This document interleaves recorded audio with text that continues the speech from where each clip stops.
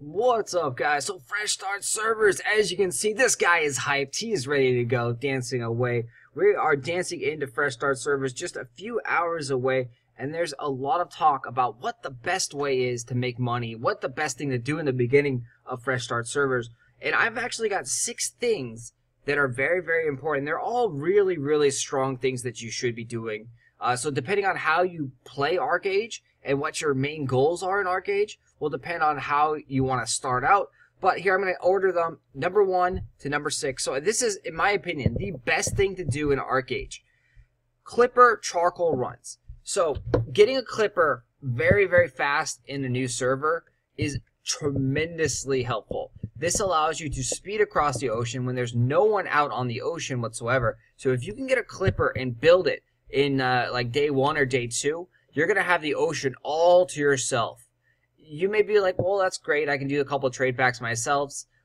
Yeah, no one's there. And the fact is, no one has any charcoal stabilizers whatsoever. On Morpheus, when 2.0 launched, the first person to sell charcoal stabilizer on the auction house sold it for about 5 gold each. So that's a lot of money when you consider most trade packs going cross-continent give you around 20 charcoal stabilizer. So Halciano to Solace is one of the most common routes, and that gives around 20 charcoal stabilizers. It's a pretty safe route if you are a Eastern player, taking it from Halciano when it's in peace mode, going over the ocean, and then going right over to Solace, and that nets you around 20 or so charcoal stabilizers. And yeah, it's pretty quick, pretty easy. The only thing is the pirating in the ocean. And after the first couple days, pirating is huge. There's so many people that want to steal your trade packs. It's not even funny, man. You don't even want to be on the ocean because there's too many damn pirates out there. As people start getting clippers, it's just like, it's like the freeway when it's rush hour in traffic. You're just sitting there and there's just clipper. Pirates are all over the place in the beginning of a new server. The reason why is because it's so profitable to steal someone's trade pack. Trade packs are actually quite expensive to make in the beginning because there's no crops in the world, which leads us into the next thing that's actually really, really good to do. Building up a house / farming is amazing. Farming and building anything because you want a house so it can protect your garden, protect your crops, will actually allow you to generate a ton of money. It was actually a farmer's market in 2.0. We were able to see pretty much any crop growing, selling for around 10 to 20 silver per labor. That's a pretty big ratio, especially early on when trade packs only give you around 5 to 10 silver per labor on the trade gold runs, and then also coin purses only give around 3 to 4 silver per coin purse. Getting 10 to 20 silver per labor from just planting potatoes was pretty nuts. Of course, if you also plant crops that are in demand, crops like milk, and then also the chopped produce and things like that, the crops that are in demand always vary based on the trade packs that are required for the 16 by 16 scarecrow. So we don't have a full list of the trade routes for the new commerce, but we do know that the first starting one here on the east is actually the one that uses milk and ground grain. This one is going to be changing as well, so this is not the exact recipe. I believe it's 30 milk that it requires, 70 ground grain, and then 1 Gilda Star to do the Eastern first trade pack run that you need to do for your 16 by 16. So I'm not too familiar with the West, but yeah, these are all changing, and the trade pack values are going up. These materials, especially milk, because milk is actually gated behind a lot of things. You need combined feed to feed your dairy cows, and then in 3.0, dairy cows are actually locked behind vocation badges. So getting 30 milk is actually going to be a long, tedious process. So that leads into the third point. The third best thing that I think to do is actually focus on one proficiency and raise that as much as possible so you can unlock specialty items like combined feed or seed bundles or even just alchemy potions and pigments. Focusing on one proficiency is a great thing to do and will net you a lot of profit. The fourth thing that I think is actually going to be really, really profitable is leveling up and just getting to level 50, getting up to Aurora and being able to farm the mobs in Aurora and to grab the Lost Garden weapons. Lost Garden weapons will be in the game. Diamond Shores has pretty easy mobs, but when you have only quest gear, it gets quite difficult, so you may want to have some friends and group up here.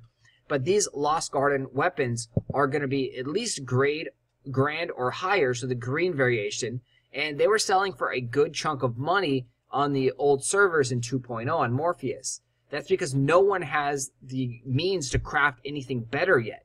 You don't have the stabilizers yet because it takes at least 2 days to get stabilizers into the game. Archeum is going to be a little scarce, and people probably won't really be crafting too much. You're also kind of locked behind the pigments because you won't have an alchemist that's that high in level yet, really, to supply with the pigments that they need for crafting. So a lot of people end up using these Lost Fabled weapons, and they're actually pretty decent weapons. So those guys will also sell for a lot of money on the auction house. Also, getting to level 50 will allow you to unlock the library quest, the library daily quest, and any other new quests up in Aurora and Diamond Shores that have a decent payout for just doing the quest. There's also the ability to do the Crimson Rift, or the Eye Rift, the Oscillant Rift over here, and that actually has some good weapons and armor there. You can't sell those guys, but it's a good upgrade for the Lost Garden weapons and armor. Fifth, probably one of my favorite things about the Fresh Start servers is the hidden farms and illegal crop farming and stealing of crops. So with land being very scarce and not many people having land that's protected or built yet, they're going to go and resort to hiding out illegal farms, specifically trees.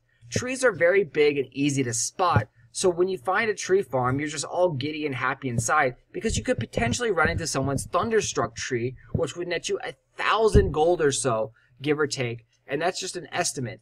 Thunderstruck trees are insanely rare, and they probably will be even more rare in the new servers since a lot of the trees are locked behind location badges. Thunderstruck trees are the heart and soul of building up farm carts and upgrading any vehicles in the game. Everyone needs Thunderstruck trees. It is something that you just have to have. That's why they're so expensive. They also give such an amazing benefit when you have that farm cart. It will allow you to transfer so many more packs than just doing it on a donkey or solo. Thunderstruck trees are going to be the thing, like always, but don't expect to find them very often. The trees mature, I believe it's 3 or 4 times before they're finished, and every time they mature, there's a chance that they can proc into Thunderstruck.